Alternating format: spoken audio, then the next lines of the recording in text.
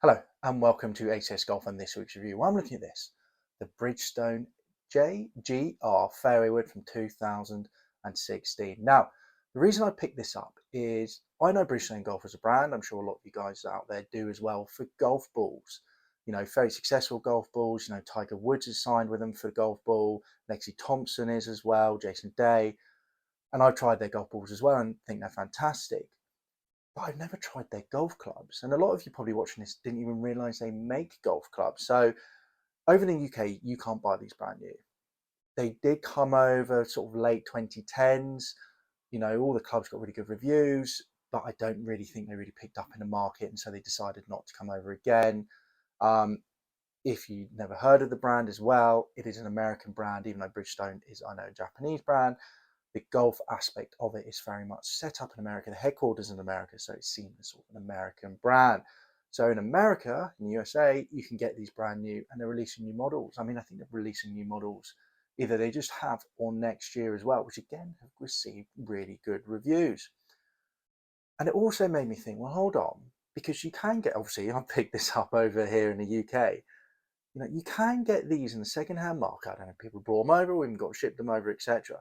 But you do see these in the second-hand market for a really good price. I mean, I managed to pick up this, so the fairway wood, 3 wood, also the 5 wood, and the driver as well. There it is, for under £130. That's around $160 for 2016. You know, 3 woods. You know, if you tried to do that for TaylorMade over here in the UK from 2016 onwards, you know, Callaway, you're looking close to sort of £200, or what, $225, no, $250 sort of thing. So it's potentially a great option there if you want to save some money and get something that I think is quite interesting.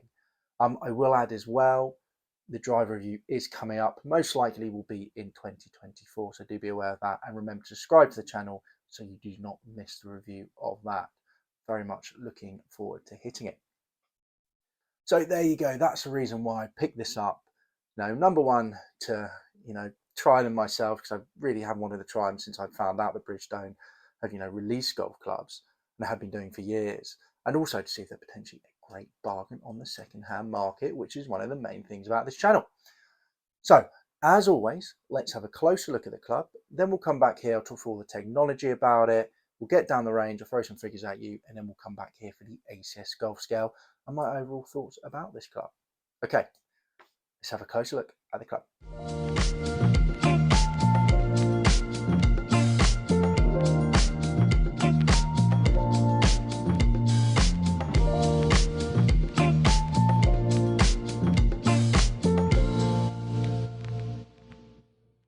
So there you go, a closer look at the club, and I really do like the look of it. I like, that yellow, the dark blue, the white, the way they got JGR on the top there, the Bridgestone there, I like that sort of chrome bottom as well. And I think the top looks very cool. And also I actually have a shaft in here. It's a Tour AD, so it's an upgraded shaft by the looks of it, which is actually yellow as well, and it's actually perfect. So you've got the bluey black there, the grip as well, which is yellow and black. So it looks like I've actually got an upgraded shaft, because the original in these was actually Adilla MV2KXV orange fairway shaft. So this is actually, looks like it's Tour specs, which is exciting news, which I only realized now when I was actually videoing this, and I had to just double check on it. So pretty cool. But anyway, let's move on and let's get into that technology, which you can get off Bridgestone's website. Actually, it's really quite good. For older clubs, they tend to still keep the technology on there, and basically the spiel about them, which I really do quite enjoy. If you pick up older clubs on the second-hand market, it's always nice to be able to go on their website and find out exactly what's happening with it, really, to be honest. So pretty cool. So anyway, the JGR fairway wood is our most forgiving fairway wood ever. The combination of fast crown and speed dark technology provides you with maximum crown flex, which lead to higher ball speed and higher launch angles. So there you go, amazing. I will say you can only get these in right hand though, which is a bit interesting really, the fact that they only do right-handed and not left-handed. It just shows you that even though Bridgestone, they do make golf clubs, maybe they don't push them as much as maybe they should do, potentially, depending on obviously how good these are. Now going into technology, so we've got fast crown, which you can see there. these little marks here. So fast crown, get faster ball speed and higher launch angle with our fast, which is flex action speed technology crown design. They also sort of have a rib cage around the face as well with it. Great. Who doesn't want faster ball speed and higher launch angles, especially when it comes down to fairway wood, which is 15 degrees. Then we have a power milling technology. So our power milled face design offers the ultimate combination of low spin, distance and off-centered hits forgiveness, which is great. Cobra used to use quite a lot of milled faces as well in their drivers and fairway woods until only recently. So obviously, good technology there. And then we have the Speed Dart technology. The Speed Dart technology provides a stable base for fastest ball speeds and highest launch angles we've ever created. The idea is you've got weight there and a weight there. And when it comes down to it, they've actually even stuck a weight in the middle there, which I'm assuming when you could get tested, you could obviously change it if you were getting fitted for it. Just in the middle, so not quite at the back, but sort of close enough to the back to help that high MOI. So yeah. So there you go. There's all the technology that is in this club. Quite a bit, a lot of thought that's obviously gone into it, and quite new technology, really. A lot of clubs you read, and it's all very similar. And I don't think I've ever heard of Speed Arc, and I haven't heard of Fast Crown. Obviously, power milling I have heard of before, so that's a bit different.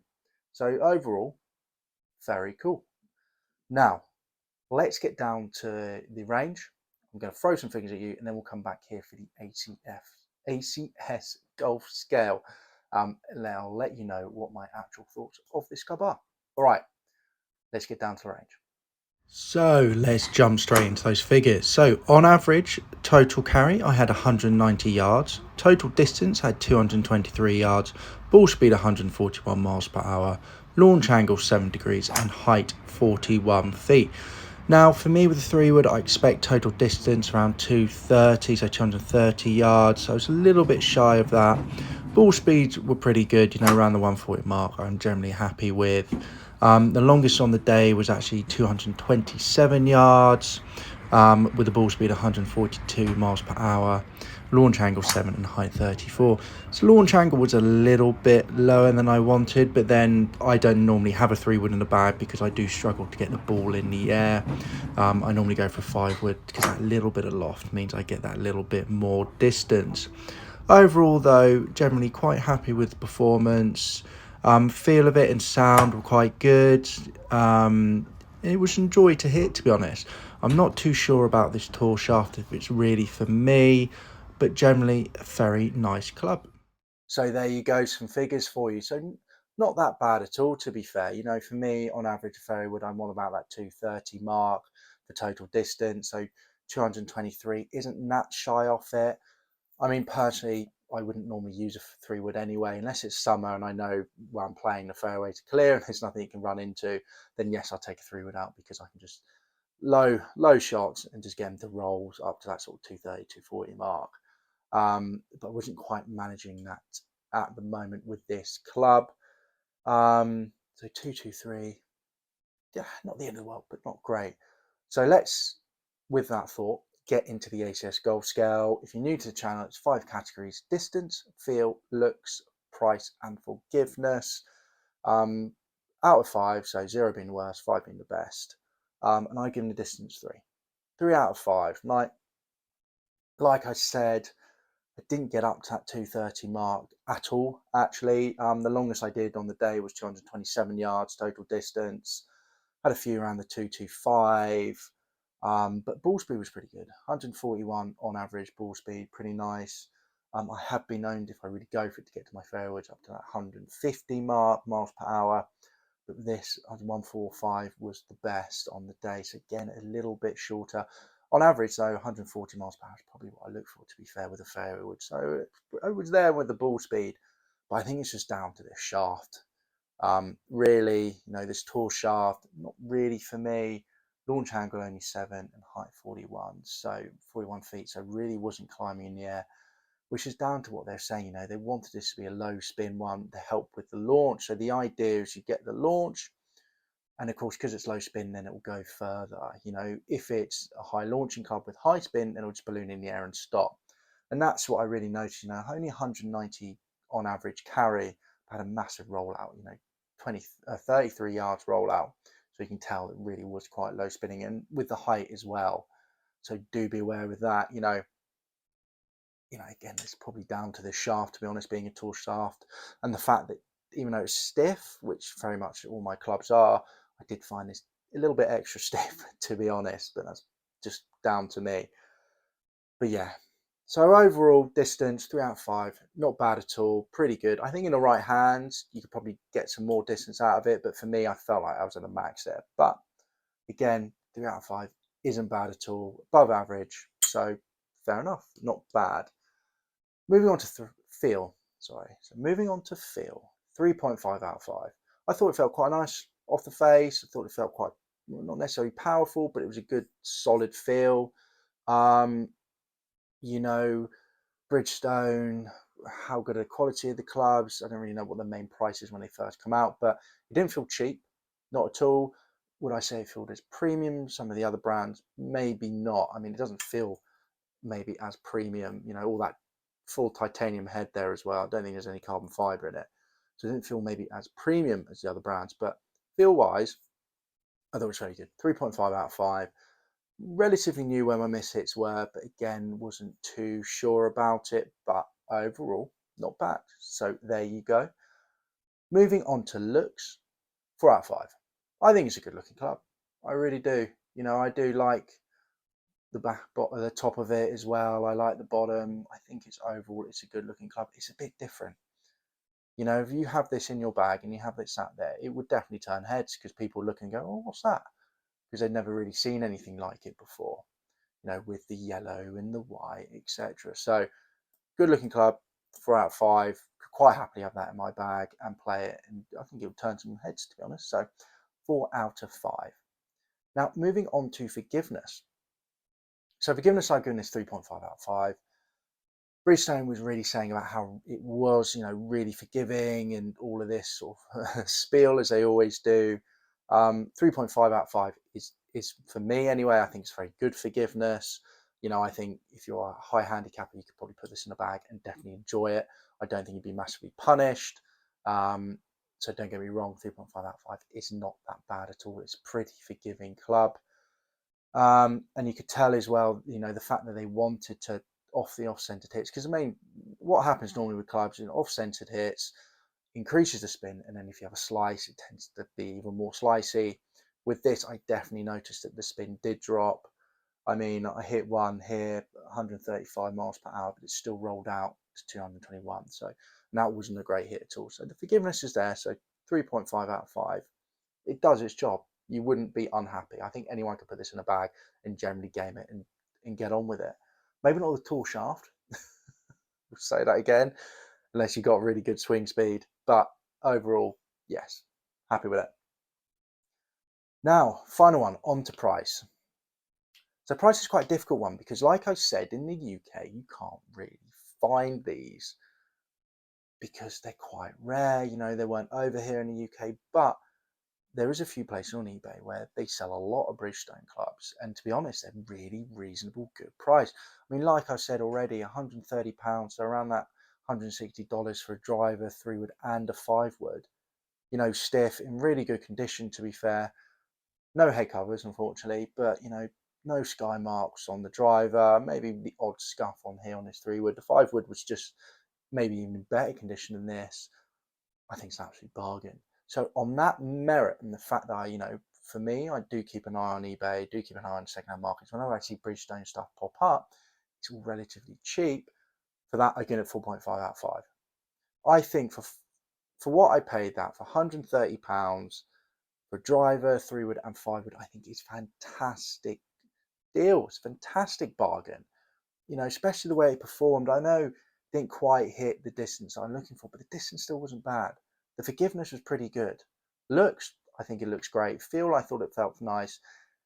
Very, very good for its price. So I've given it a 4.5 out of 5. If you see Bridgestone and you're in the UK, I don't know what, do let me know in the comments if you're in America, because I don't know what the second-hand market is like for Bridgestone. It's the fact that you can buy the new stuff out there.